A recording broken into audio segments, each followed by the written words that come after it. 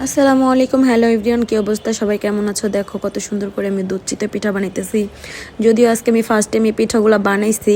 কেমন হয়েছে তোমরা আমাকে কমেন্ট করে জানাবা। আর তোমরা কে কে শীতের পিঠা খাইছো সেটাও আমাকে কমেন্ট করে জানাবা। আসলে আমি পিঠা বানাইতে পারি না, আজকে আমি সেকেন্ড টাইম ট্রাই করছি। আরেকদিন চিতই পিঠা বানানোর চেষ্টা করছিলাম, বাট আমার সেদিন পিঠাগুলো হয় নাই, পিঠাগুলো ফুলে নাই, শক্ত হয়েছিল।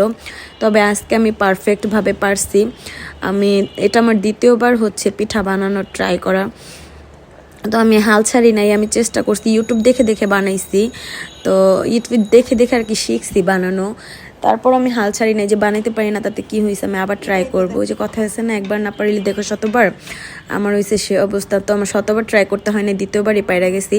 আর এই দেখো পিঠাগুলো এত সুন্দরভাবে পারফেক্টভাবে ফুলছে, আর ভিজেও গেছে, ভিজে একদম নরম হয়ে গেছে, ভাঙা যেতেছিল চামচ দিয়ে উঠাইতে গেলেই। আর সব কিছু একদম ঠিকঠাক ছিল, মিষ্টি সব কিছু পারফেক্ট। আর আমি দুধটা হয়েছে পরে দিছি। অনেক বেশি মজা হয়েছিল খাইতে পিঠাগুলা।